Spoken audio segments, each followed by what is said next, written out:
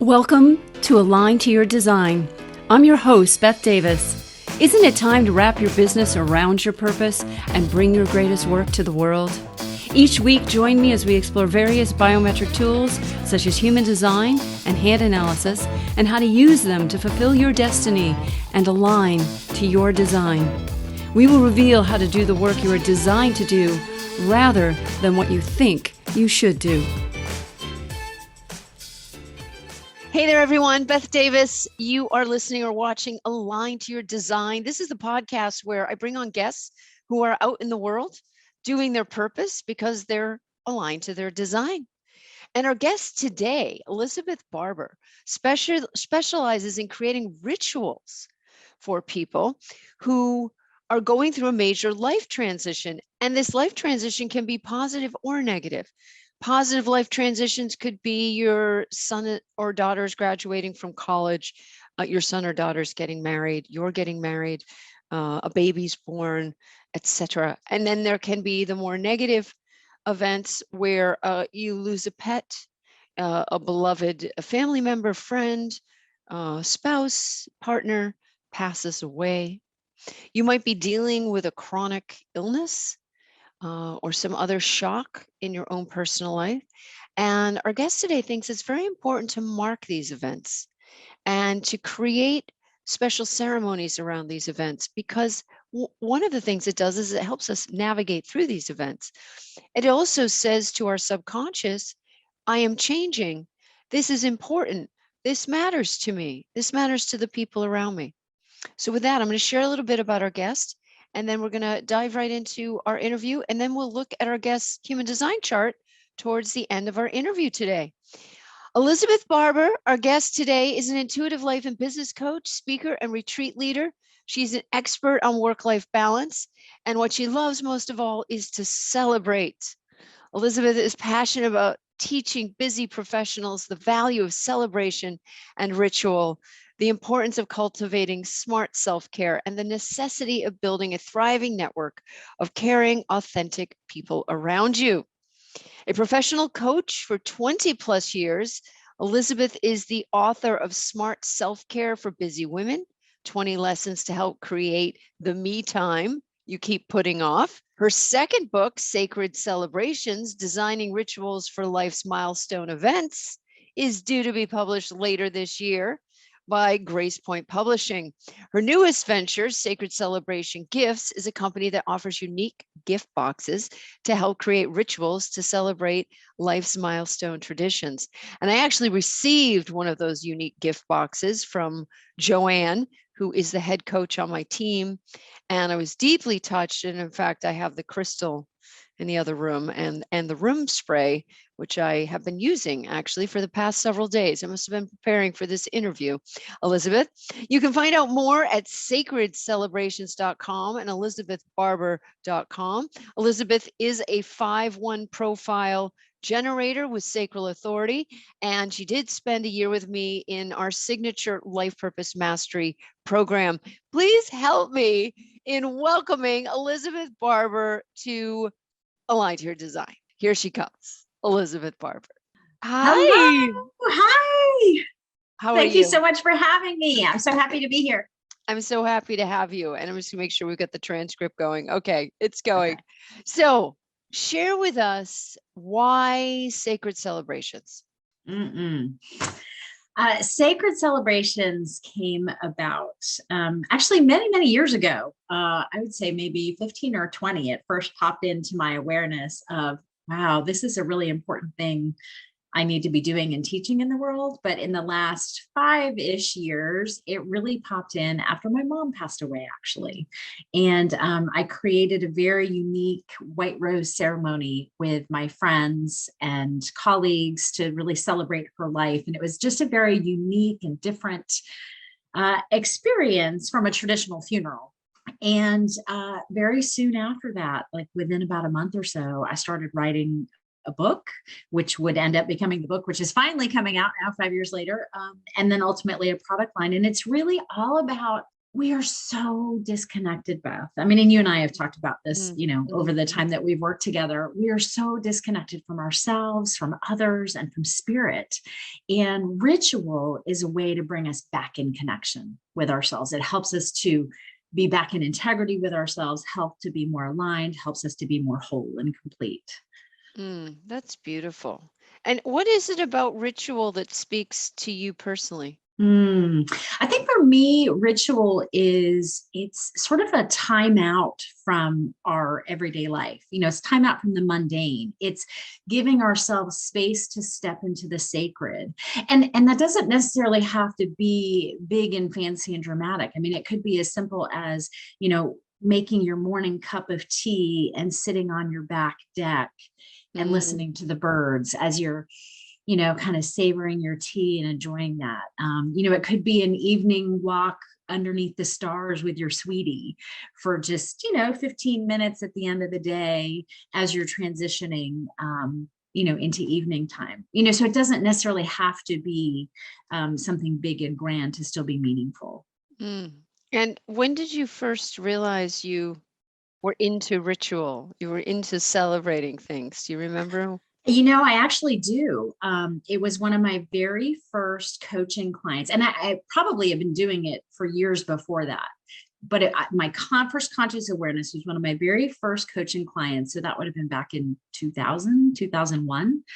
And she was a woman who had been trying to have a baby for many, many years. And she and her husband, it just wasn't happening for them. And they had discussed adoption, and they just finally landed on, we think we're just going to move forward with living a child-free life. Like that Mm, feels like the right decision for us.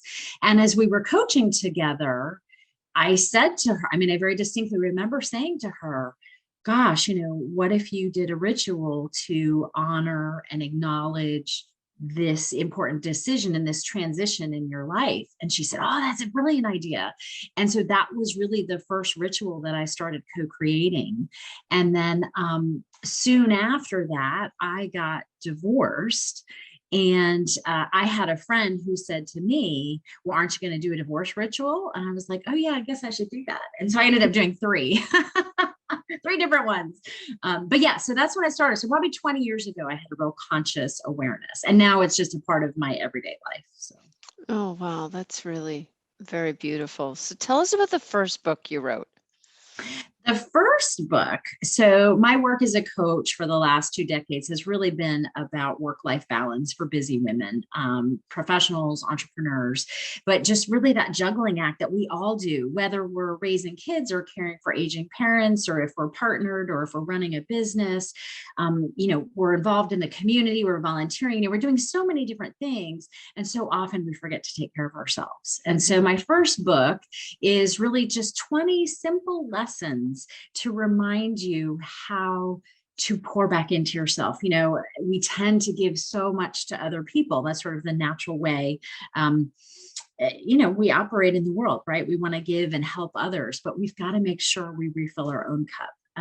So that book is just some stories and tips on how to do that in little bite-sized pieces. So you don't feel like, oh, I have to go take a whole week of vacation to recharge. No, sometimes just taking 15 minutes a day or an hour a day Mhm. can make a world of difference. One thing I did when I moved from California to the East Coast is I starting my day no earlier than 11 a.m. Eastern. I didn't change my Pacific schedule. And I was thinking the other day how just that ritual has been a godsend because I'm naturally a night owl. So now I can Mhm. sleep in till 8 or 9. I get up, I still have time to get all sorted for my day. And then I finish by 6. So it's a dream for me. Um, and I get a lot of work done in preparation. It's just great. And it really came about because I just hadn't changed my schedule when I moved. And then I decided to keep it. So I do think that, whether the ritual is something seemingly small, right? Like a schedule change or taking Mhm. that 15 minutes leads to a huge movement. Well, and in that case, you're talking about also going with your natural rhythms. I think one of the challenges we run into in this life is, especially in sort of the Western society of, you work a 9 to 5 job. Well, that doesn't fit everybody and their Mm, personality and their energy mhm. cycles or what their responsibilities are at home. I Right. know for me as a working mom, I have to now work around my daughter's schedule. And I'm really lucky that I am an entrepreneur. I can set my own schedule. And so I can plan to work while she's at school. And then when she comes home, I have time with her. So That's yeah. perfect. That is great. Now you have another book coming out about the sacred Yeah. celebrations themselves, and you seem very excited about this. So will you share about the genesis for this book? And then my next question is, how is the writing process? And finally, why are you so excited about it? Okay, good. Thank you. So as I mentioned earlier, when my mom passed away, so she died on September 11th in 2016. Mm, And she had been sick for 3.5 years. I had been her primary caregiver, taking care of her, and then my daughter, who was only 5 at the time when she died. So I was that true sandwich generation where I mm-hmm. was feeling stretched in both directions. And, fortunately, I had help and support. My husband was great, and we had lots of friends and others who were helping, but it was an exhausting time. And when I did the white rose ceremony for mom, that was just about 5 days after her death. And I was going to be doing a traditional funeral in Florida where my dad was buried. And so we were going to bury her there, and I had family there. But after that white rose ceremony, there was something really magical and transcendent that happened that day. It was at my home, and then we walked down the creek I was living in Houston at the time, and we had a little creek by our house, and there was a bridge, and I had given everybody white roses. And so we all carried our roses down there. And I talked about my mom and shared her life. But then we talked about moms in general and women in general and the relationships that we have and the connections that we have and how do we learn from one another. And it wasn't all like sunshine and unicorns either. I mean, my mom and I had a really hard relationship. Mm, She was critical and controlling and challenging in so many ways. And I'm sure I pressed her buttons too. And, so we talked about, how do we learn from these relationships, the good and the bad and the hard stuff. And then we all threw our roses in the water. And so it was just this beautiful day of celebration and honoring all of the things in our lives. And so, after that experience, and then I went and did her more traditional funeral a few weeks later, I just realized that we need more intentional, meaningful, magical, sacred spaces in mm-hmm, our lives when we're going through these big transitions. mm-hmm, When you lose a loved one, when you change a job, when you move, when you get married, when you get divorced, when you have a baby, when you send your kid off to college, whatever it is, these are major, major milestones in our lives. And so often in our society, we don't give this space that mm, we need to process and integrate. You think about it, when someone you love dies, like in the traditional corporate world, you might get 1 or 2 or 3 days off, and then that's it. And you're expected to go back to work. Well, who can do that if you mm-hmm, lose a spouse or a parent or a child? Like, mm-hmm, that's not like humanly possible. I mm-hmm, don't think. mm-mm, People do it, but so I think we need more space and time to process. And so Sacred Celebrations, the book, really came after I did that ceremony for my mom. And then as I started looking back on my life, realizing all the big events that I had had, that I had created ritual for and had helped others do it, whether it was birthdays or, baptisms or, getting divorced, getting married, all of it, and realizing that I wanted to share the stories and inspire other people to do it. And my book is mm, not cookie cutter. It's not prescriptive. It's not, this is mm-hmm. how you should do it. It's, here are some ideas. Here are some things you could do, and then go create your own. Nice. Nice. So you're giving the reader uh, inspiration and some Yes. guidelines, but leaving it open for their own creativity to come through. Yes, because the ritual that would work best for you is going to be different from me, is going to be different from somebody Hmm. else. So, it's all based on our life experiences. So, So what's one of the most memorable celebrations that you can think of? that you've been a part of recently? Recently or overall? Because I just popped to another Go one to the that popped one, into go my to the brain. one that popped in. Yeah, go to that Yeah, one. it was actually my daughter's baby blessing. Aw. So we adopted Riley when we were living in Tallahassee, Florida, so 11 years ago. And a friend, we were from Asheville, North Carolina, and so had a huge group of friends there. And so when she was about 6 months old, we drove up to North Carolina to visit friends and introduce and say, look, here's our new daughter. And one of my dear friends, Barber Brady, who you know Mm-hmm. through your human design training, Barbara is a minister, and she said, Eric and Elizabeth, I would love to do a baby blessing for Oh. Riley.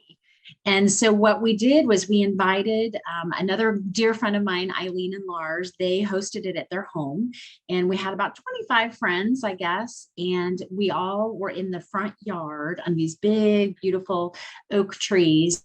And Barbara had brought little river rocks, and she passed out the river rocks to each person who came in attendance. And we stood in the circle, and she had Eric and Riley and I in the middle.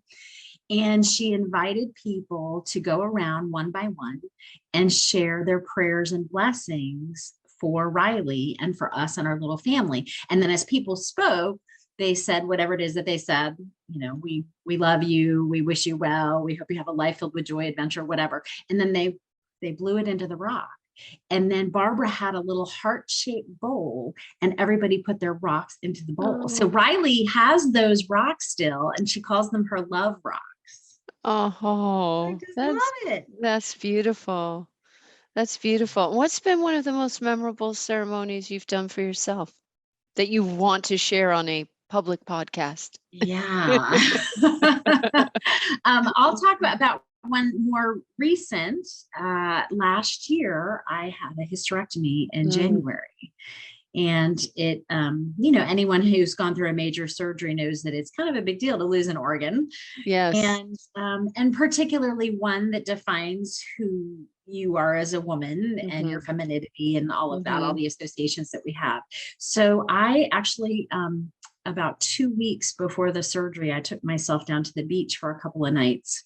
And I made myself a beautiful altar at the place I was staying. And I brought all my food because, of course, it was during COVID. So, like, we weren't out at all in the world. And so I brought all my own food, and I made a little altar for myself. I bought some flowers, and I went down to the beach multiple times.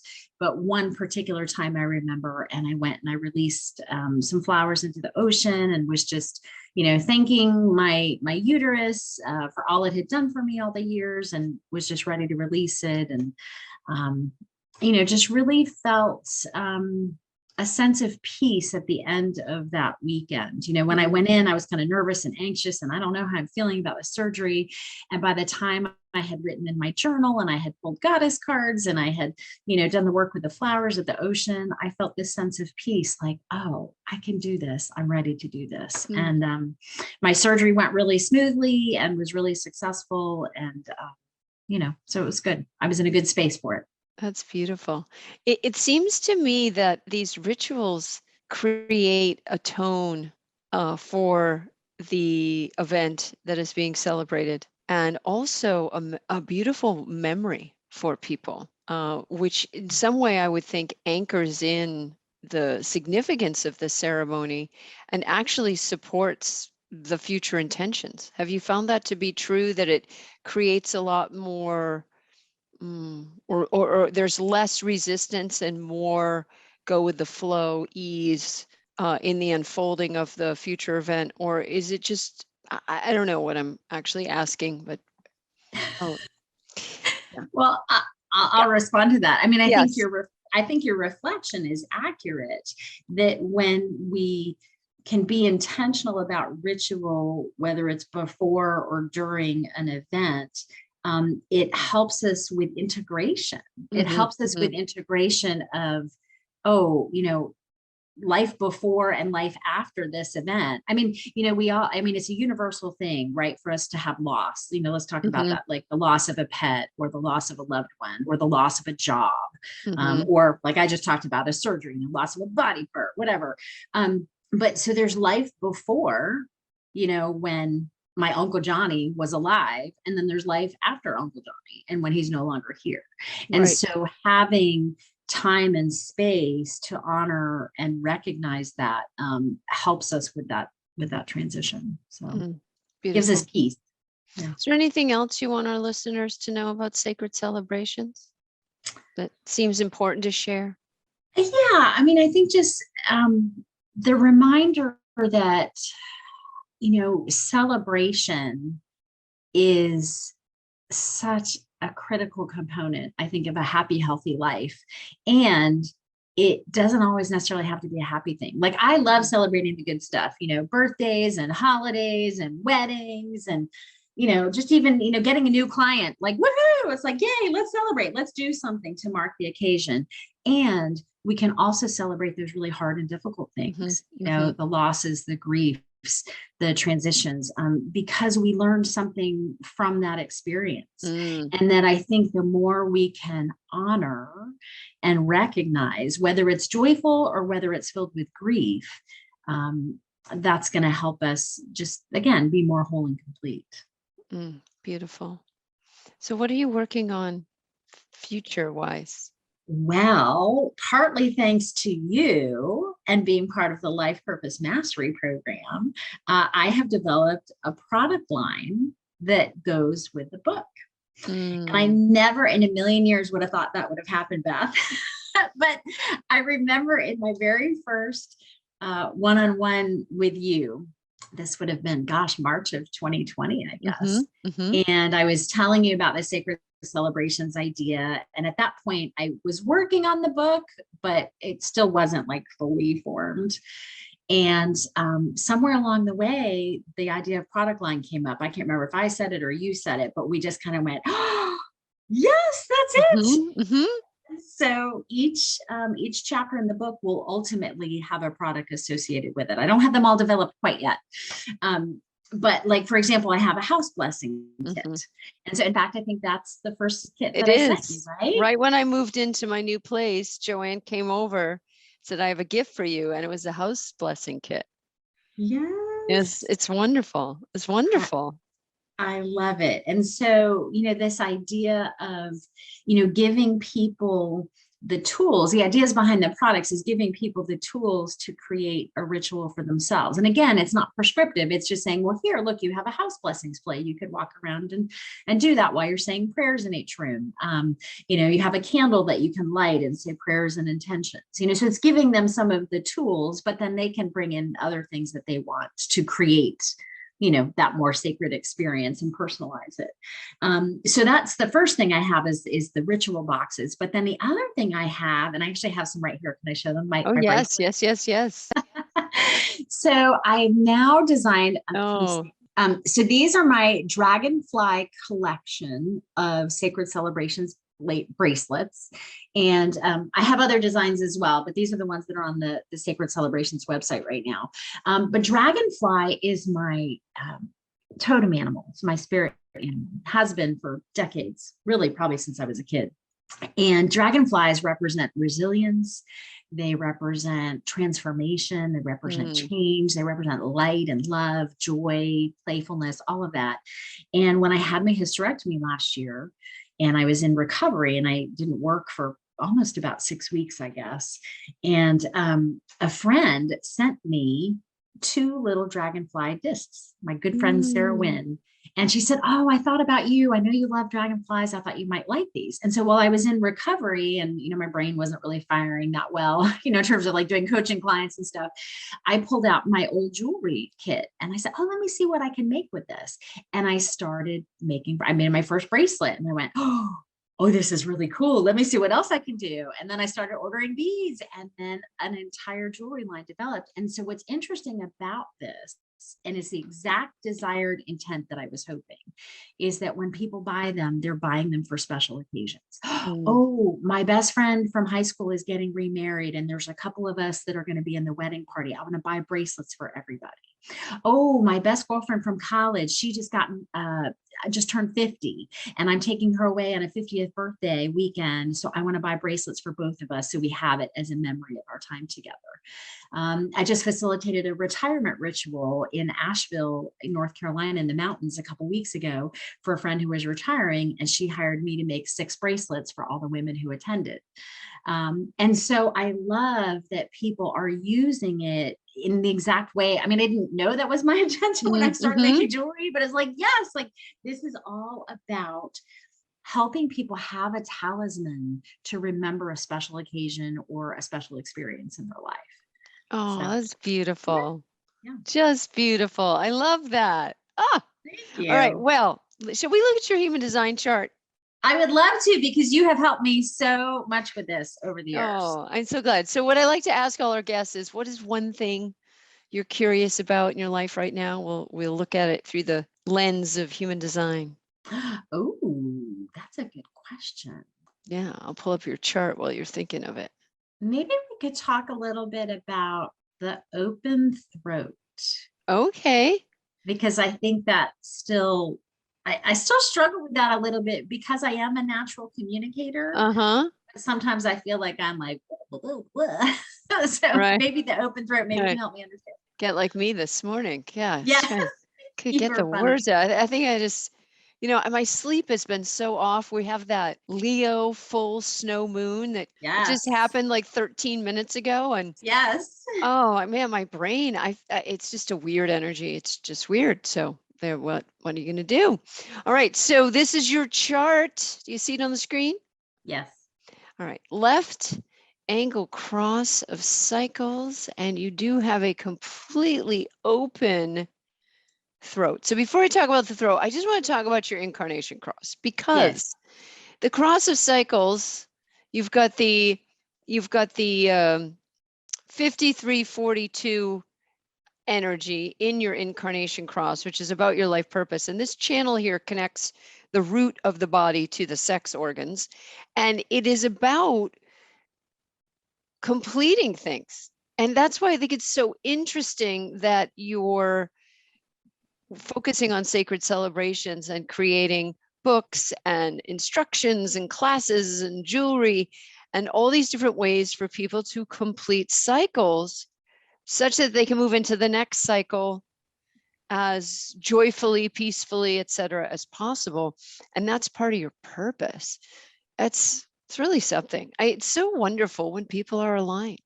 It's really, it's great. Now this throat of yours, okay, there's no gates. There's nothing activated here. It's totally open. And you also have a totally open will. So let's talk about these two totally open centers. When a center is totally open, it gives you tremendous flexibility in terms of what that center represents in your physical body and therefore in your life. The will represents our ability to commit to things, to be devoted to things, and essentially keep our promises. The throat fundamentally is about manifestation. In order for something to occur in the world, we need to communicate. We ask a question, we sign an agreement, we publish a book. There's some form of throat chakra or throat center communication. And with this center, when it is totally open, it gives you great flexibility in choosing the right way to speak based on the situation. A podcast is a great example, because when someone asks you questions, Elizabeth, you're prompted in which direction to take your messaging. So it really depends on the situation. Now, because you are a sacral generator, it's best for people to ask you questions before you speak anyways. Just simply wait until somebody asks you. And when they ask you, then you'll be able to formulate an answer. But if someone just turns to you and says, go talk, probably deer in headlights. Talk. Well, we'll talk about what? What do you want me to talk about?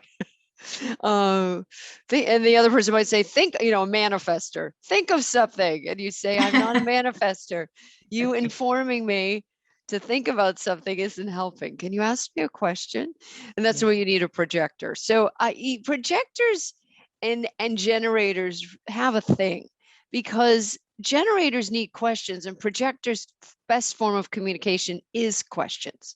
Whereas the manifestor is more of the lone wolf. It's not that they don't work with others, but They've really got their own thing going on. And if others are working with them or for them, they're more being informed by the boss.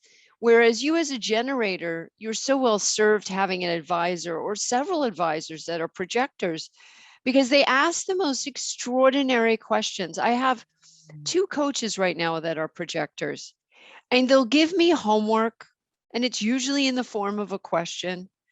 And they'll say something along the lines of, I want you to think about XYZ topic, and I want you to journal about what is going on in your life, say, every time this topic pops in your head.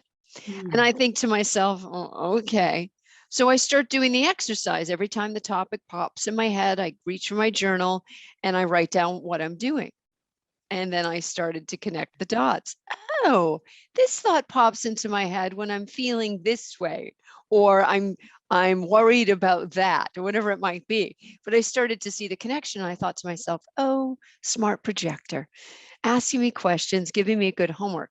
So for you, you really need that counsel of questions for that undefined throat, because otherwise you can end up being mute and not saying boo, or you end up talking too much. So someone asks you a personal question and you go to too much information, and you might overshare and you get into the weeds with details, and the other person's thinking, why is she telling me all this? I'm not sure I need to know all this. So it's much better if they ask you questions, and also frees you from feeling pressured to speak, because you've got a defined mind. It's very interesting, this chart.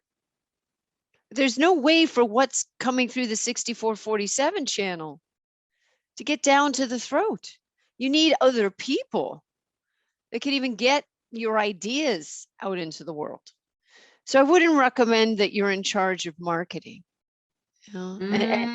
And I wouldn't even, you are here to speak, but more in this context as a 5-1 profile. You're here to universalize a new consciousness, which you're doing with the sacred celebrations.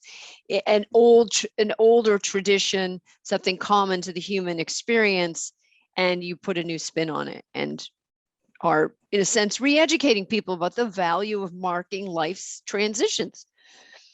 And so you'll be visible doing that. You will, but your best time is spent using your creativity to fuel your ambition by creating content, which is what you're doing, writing books, having products. You need a mid-sized team. When I look at your design, maybe 3 to 15 people. And one of the other things you got going for you that's just great is this 5734 channel right into the sacral.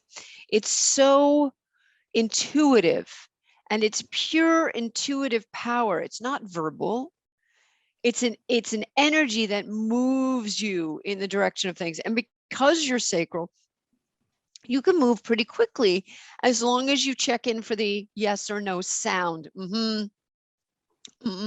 So for all the people watching this podcast or listening who have sacral authority in their human design chart, you really need someone to ask you yes, no questions, or worst case scenario, record the yes, no questions into your phone and listen back.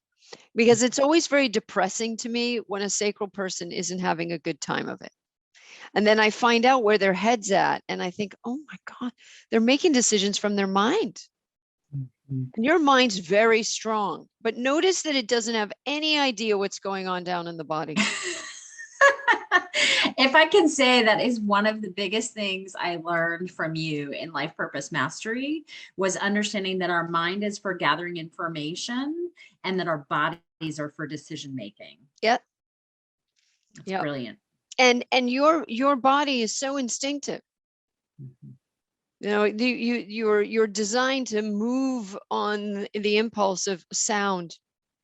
It's very acoustic. This design, very acoustic. Acoustic, and also there's a component of dealing in the abstract. You have a nice balance when I look at this chart. There's a bit of the tribal energy. There's a fair amount of the individual energy, which is empowering yourself and others. And there's a bit of the collective abstract, which is about creating experiences. And in many ways, you are here to move on this impulse to build a legacy, build an empire, but do it through a very nurturing approach. You have gate 22. I call this the hostess with the mostest. Yeah, it's just such, I've heard that a few times. it's such a beautiful energy. The hostess with the mostest, it's very gracious. And it's important because your north node in your design, which is where you're moving in your life now, is in gate 22. This is about creating events. Is it being an event planner or a ritual planner or a celebration planner? Yes, that is a correct use of your energy. You're moving away from mental oppression and feeling like you have to coach people through their mental blocks, which is what you did in the past. Yes. You did it in the past. And people were drawn to you in the past over on the personality side. They were drawn to this 64 gate, 64 line 2, where you were going to help them overcome confusion because they're having difficulty making decisions. And now you're interested in people that have already made decisions, but they have doubt about their future. So they've made a decision, let's say, to have a wake for Uncle O'Brien, or they've made a decision to have the surgery because they've got a serious problem they need to deal with. And they've made that decision, but now they have doubt and they want to feel good about their decision. Similar to your description of going to the ocean a few times and preparing yourself for this surgery and really dealing with your fears, your anxieties, your hopes, your dreams about a good outcome, which you invariably had. And so you're moving into on the personality side, what people see is that you are available to help people stay congruent with their powerful decision during the transition and not allow doubt to derail them, or in a sense, poison the outcome. So it's like, it is in many ways what you're doing is a preventative measure against future problems, future toxicity. And it's operating on several levels in this chart. You're helping the person on an individual level to feel empowered, that 5734, the 5432. This is entrepreneurial. This is part of the ego circuit. It's tribal, and it's about creating a legacy for the tribe and for your family, your immediate family, but also for your team, your employees, your clients, that everybody profits from these ventures. It's very important to you. You also have gate 14, which is a similar frequency of wanting to develop your skills such that you always are prosperous. And gate 14, when people have gate 14, it allows for a very nimble and quick adjustment to what life throws at you in terms of pivoting towards new skills you need to learn. And when people have this ability, they tend to make a lot of money because they don't have they shouldn't, I say shouldn't, have real rigid rules about how the manifestation occurs. Especially as a sacral person, you don't know what your future is going to look like. I mean, did you anticipate 20 years ago your life would look the way it does now? Oh, no. So part of this surrender, particularly for generators and manifesting generators, the surrender comes about from lining up with your design, making good decisions from your sacral, and then surrendering the outcome because you don't have the privilege of knowing what it's going to look like. You're not even supposed to know. I think the universe has it set up this way because if we knew, we might almost jinx it, or the anticipation of it, it gets in the way energetically. And it can be difficult, if you're around people who can see into the future, as some people can, and they tell you things. I often say to those people, please don't tell me. Don't tell me, right? I don't want to know, I don't because wanna then know. it plants a seed of expectation And then if you're really excited about it, it doesn't happen, you're disappointed, or you're really scared about it and it does happen and you're disappointed.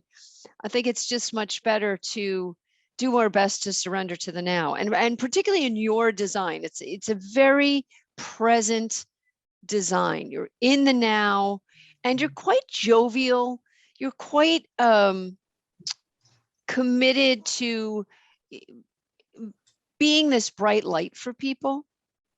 And in part, it's because of the gate 27, you have multiple times, which is very nurturing.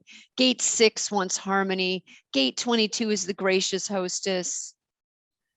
You do have 49, which is revolution. You have 28, which is the discovery of life purpose and living that purpose. And then gate 18, you have multiple times, which is about correcting things, not people, but correcting situations. And often I find people with gate 18 are designers of some sort. They might be interior designers, feng shui specialists, jewelry designers, makeup designers, clothing designers. It's to beautify things. To me, gate 18 is seeing what's spoiled and then bringing beauty to it, not criticism, not complaint, saying, oh, okay, this is how it is. How can we make it beautiful? How can we make it joyful? How can we just make it better for everyone? Right? Without tearing people down, without attacking, without, criticizing. And it's great in a way. I think your mother was a great gift to you, being controlling, because gate 18 is very controlling in the shadow. And you have it multiple times. So one of the manifestations of gate 18 in an individual's personality can be this edge of control and being controlling and being critical of others and being nitpicky. And you get an A on the test and someone says to you, usually a parent, well, why didn't you get an A plus? And you're thinking, could we celebrate that I got an A? Yeah. Please. So it's actually, I think sometimes we're given difficult parents because we have such a big destiny in the world as you do. You have the most transpersonal profile with a 5-1, meaning you're here to universalize these concepts we've been discussing around cycles and around celebrations. You're here to bring this information to the masses. And often the difficult people from our past, if we have a transpersonal, this is particular to transpersonal, they are coming to dump karma on us. And our job is to not accept the karma, but learn the lesson that they're bringing. Does that make sense? Yes. Oh, yes. So this is particular to 5-1s, 5-2s, 6-2s, and 6-3s, the 4 transpersonal profiles. People come and dump their karma or try to. And the transpersonal's job is to say, I'm handing your toxic crap back to you because it's yours to deal with. And I'm going to give you some space. And the door's always open when you're ready to talk with me about it in a rational and loving manner. Or else we're not talking about it, because why? Why? Yeah. So the difficult people for transpersonals are often trying to do their creation of karma pattern that they've been doing lifetime after lifetime after lifetime, relationship after relationship, be playing the controlling one or the dominating one, or playing the victim, being the manipulator, being the liar, being the deceiver, whatever it might be, just being passive or being passive aggressive. And because your incarnation, your purpose is about helping cycles begin. Well, it's beginning, middle, and end, actually. It's the whole cycle, soup to nuts, as they say. Yeah. You've got how you finish things, as the saying goes, is how you start things. And you're here to help people finish things so they can start things correctly and then work through that process and celebrate their completion. So when a difficult person comes in and they're trying to dump their karma, as a 5-1 profile, your job is to very gently say no to the dumping, like no, well, you're sacral, so just be And that's all. That's all you need to know. Not for me. Not for me. I'm looking for some satisfaction, and this isn't bringing it. So you filter things through this sound frequency. And it's shocking to me that sacral people don't get in the habit of this. And part of it is they want to hang on to the toxicity. They do. They want to hang on to those negative patterns. The problem is when they come in contact with you, there's no way. They can't be in your presence and keep up their nonsense. One of two things will happen. They'll either transform for the sake of the relationship, and they'll say to you, Elizabeth, you're worth it. This is dysfunctional. I'm going to clean this up because I value our relationship. Or they need to go away from you because either their cycle is something they need to complete far away from you because it is not helpful to you, or they need to go away from you because they're just being toxic and being difficult and running interference, and you just need them, away. But you're pretty good. You're pretty good at heading these things off at the pass. The last thing I would offer to you with this undefined heart, and this is another interesting thing, is you can never make promises with this. I've told people with an open heart, you have a clause in your contracts that says I can cancel even in a 24-hour period if I don't feel like it. And you, with gate 22, you have to feel like it anyways. So this is a chart of don't do things when you don't feel like it because you'll pay the price. A lot of the conditioning in the world is work hard, be disciplined, be consistent. And yes, those things are true if they jive with your design. But your chart isn't about discipline. Your chart is about easy breezy prosperity by spreading love. I love that. Spreading the love and letting your mind just do the research. Your mind is there to watch. That's what the mind is for. It's to observe life as it passes by. It's the bobblehead passenger. Hey, look at all this cool stuff going by. That's what the mind is. But it's totally disconnected from the rest of your body. So you can't trust it at all. You're like, thanks for sharing. Just sit on the shelf. Go find me some clients. Go find me some vendors. Find me some more supplies. Just stop talking. Just leave me alone. Because your body's like, it's that simple for you. But you're not here to make promises. You're not here to dig in and, and force yourself to be disciplined. Now, the thing is, you do have gate 9, where you can be very focused. And you have gate 60, where you have to wait anyway. You're forced to wait on things. You can't move past the sacral. It'll tell you all the time. Should I start now? How about now? Next week? It'll just, if you keep pushing gate 60, you'll know because you'll get a pulse. You say now, you get this feeling in your body of like almost moving forward a little bit. You ever experience that? I have. Yeah. Yeah, like leaning towards the thing you want to create. All right, so let's stop here. But before we wrap up, any ahas from this? Oh my goodness. Yes, I just had a couple. In fact, I just took 4 pages of notes. I always do when I talk with you about it. I know you've heard this before, but it's like drinking from a fire hose when when you get going on your human design. I love it. I love, one of the biggest things you said to me around the business piece, you said you should not be in charge of marketing. And I thought, oh, that's such a relief, because I've done all my own marketing for all these years because I've been a solopreneur. But as I'm growing the Sacred Celebrations business and the brand, I'll be bringing different people onto the team. And I need to hire a marketing person. Yes, you do. Yes, you do. That'll be a great hire. So that's your next step. That's my next hire. Okay, is a marketing because person. you could get the book launch in place now. Yes. You can get everything in place. And the publisher you're working with, they're really terrific. And they are, in my experience, they're very amenable to collaborating on launches. Yes. So you might want to brainstorm about, hey, if I brought in a launch specialist to help me market this thing, what How would that free you up? How can we use those resources in a different way that maybe they've planned to use? You see, then you get double whammy.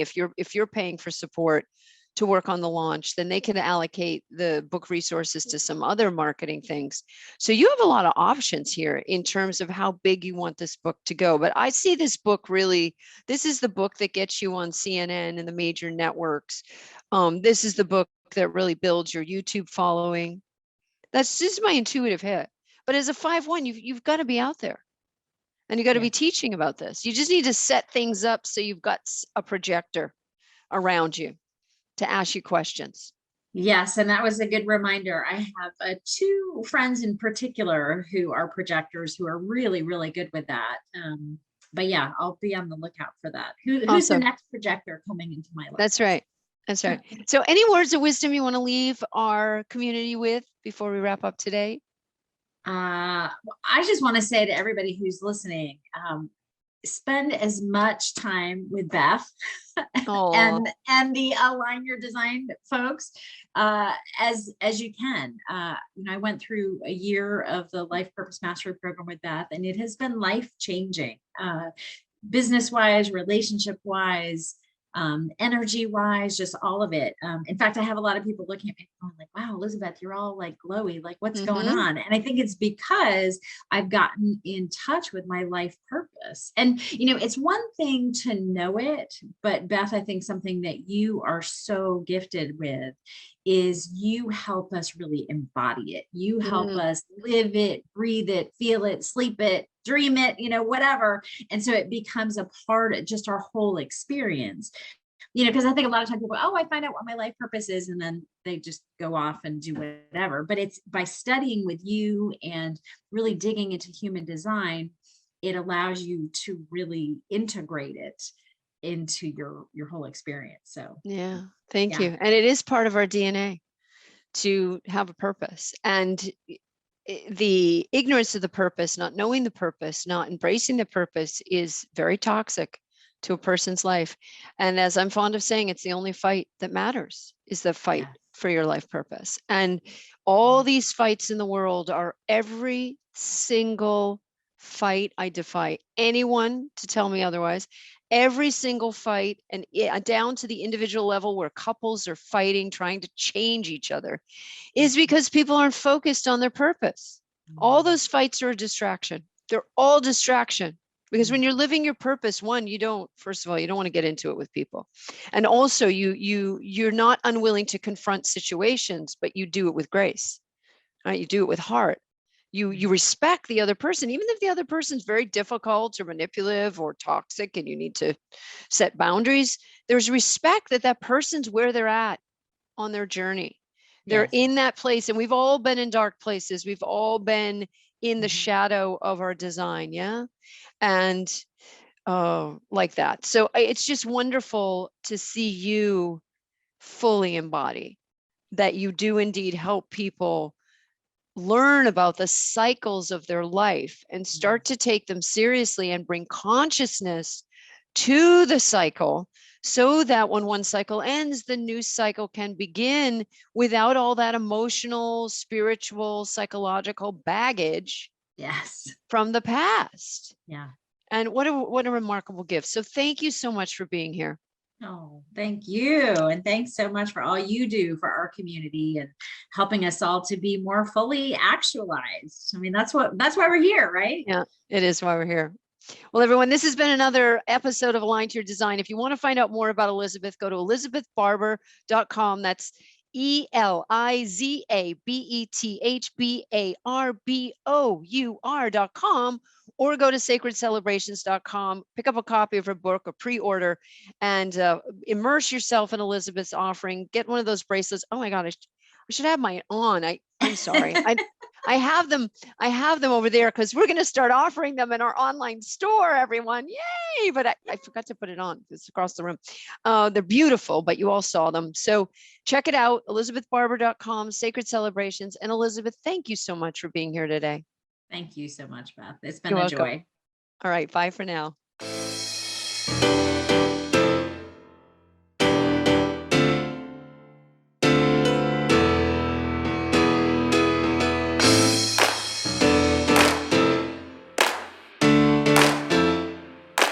hope you enjoyed this episode of Align to Your Design. If you did, please grab my free report, Business by Design, at yourpurpose.com, and then join our Facebook group, Align to Your Design. See you next time.